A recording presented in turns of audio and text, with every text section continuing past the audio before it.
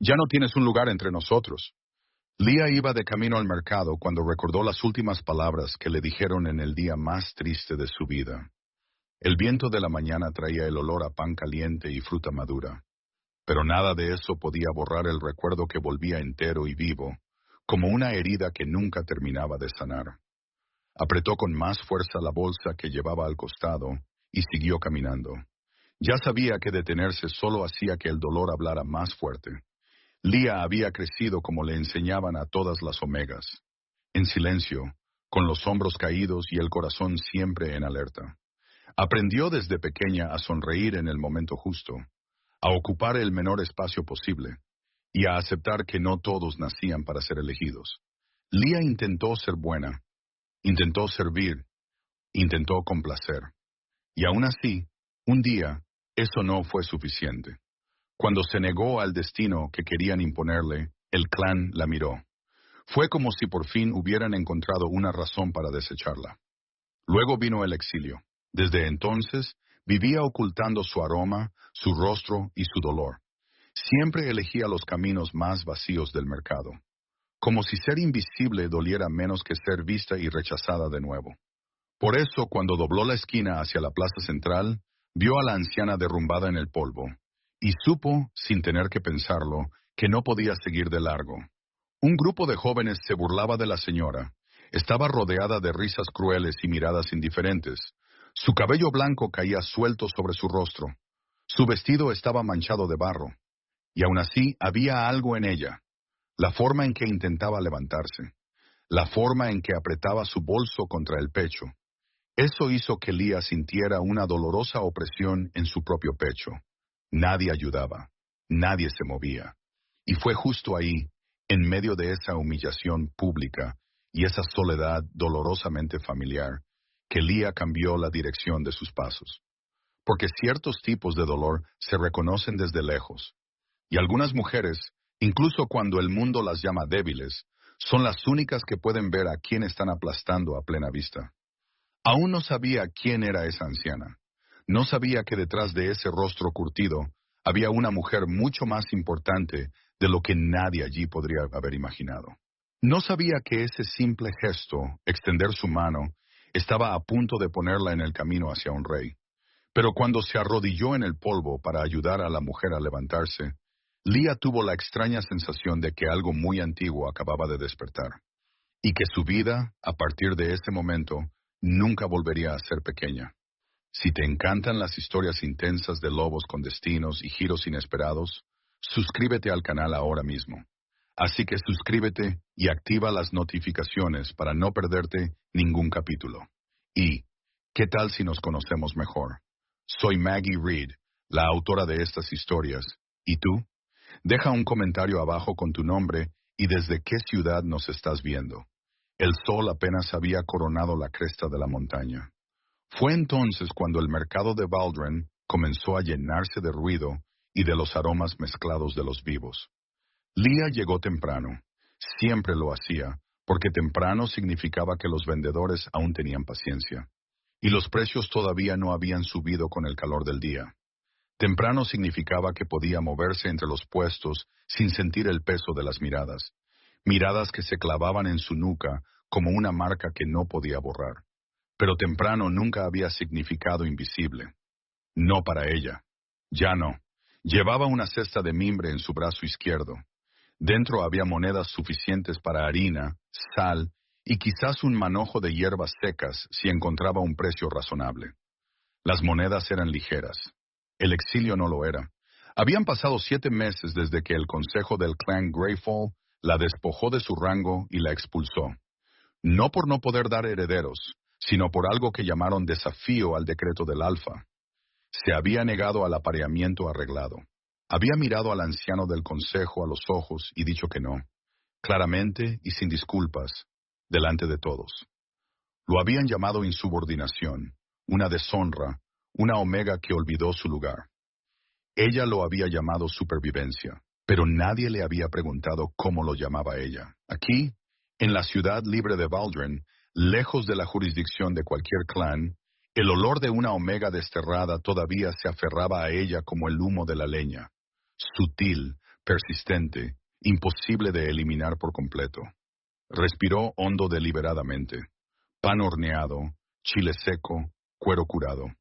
Dejó que los olores ordinarios del mercado anclaran sus pies al suelo.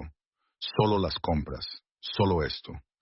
Fue entonces cuando escuchó la risa, no del tipo que nace de la alegría, sino del tipo que surge de las entrañas de alguien que ha visto una presa fácil y ha decidido disfrutarlo. Aguda y un poco demasiado fuerte. Así es como la crueldad siempre se anuncia cuando no se molesta en esconderse. Leah giró la cabeza lentamente hacia el sonido. Entre el puesto de especias y la mesa del carnicero, una mujer se había caído, o quizás la habían empujado. Leah no podía decirlo con certeza, pero la posición del grupo de jóvenes que la rodeaban contaba su propia historia. La anciana estaba sentada en la tierra compacta. Su cabello blanco estaba completamente suelto, esparcido sobre su rostro en mechones húmedos y enredados. El vestido que llevaba había sido fino en otro tiempo. Leah podía notarlo por el corte, por las cuidadosas costuras de las mangas. Pero ahora estaba manchado de barro en el dobladillo y rasgado en el hombro.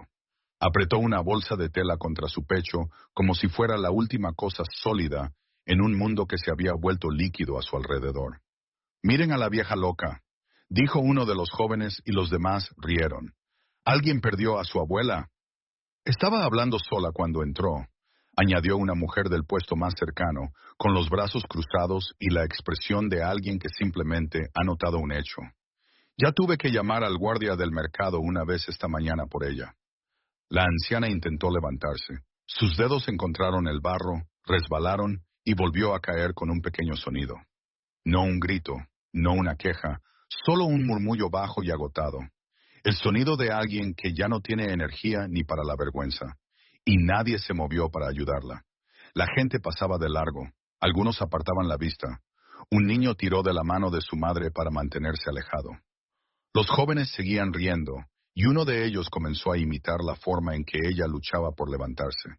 Encorvado, con los brazos agitándose, para el entretenimiento de los demás. Algo cambió dentro de Leah. No exactamente rabia, no exactamente pena, sino una mezcla densa de ambas que conocía de memoria. Era el mismo sentimiento que había vivido en su pecho mientras estaba en el centro del círculo del consejo mientras leían su sentencia en voz alta. El mismo sentimiento al ver los rostros de personas que había conocido toda su vida volverse deliberadamente inexpresivos. Cuando todos miran y nadie hace nada. Dejó su cesta en el suelo y cruzó la distancia entre ella y la mujer antes de haber decidido conscientemente moverse. «Disculpen», dijo. Ni cálidamente, ni fríamente, solo con una firmeza que no pedía permiso, y se interpuso en el espacio entre los jóvenes y la mujer en el suelo. Sus ojos se encontraron con los del más alto por un instante, el tiempo suficiente. Luego, bajó una rodilla al barro sin dudarlo y extendió ambas manos hacia la anciana. «Déjeme ayudarla». La mujer la miró. Sus ojos eran de un gris pálido, sorprendentemente claros, y por un momento parecieron completamente perdidos, desenfocados, buscando. Los ojos de alguien que se despierta en una habitación que no reconoce. Pero entonces algo se movió detrás de ellos. Un hilo de reconocimiento. No de Leah específicamente, sino del gesto en sí, de las manos extendidas hacia ella. «Oh, cariño», dijo la mujer en voz baja, su voz grave y áspera, como la de alguien que no ha hablado con otra persona en días. «Estás arrodillada en el barro». «Lo estoy», asintió Leah, y algo casi como una sonrisa tocó la comisura de su boca. «El barro se lava. ¿Puede tomar mis manos?» La mujer las aceptó.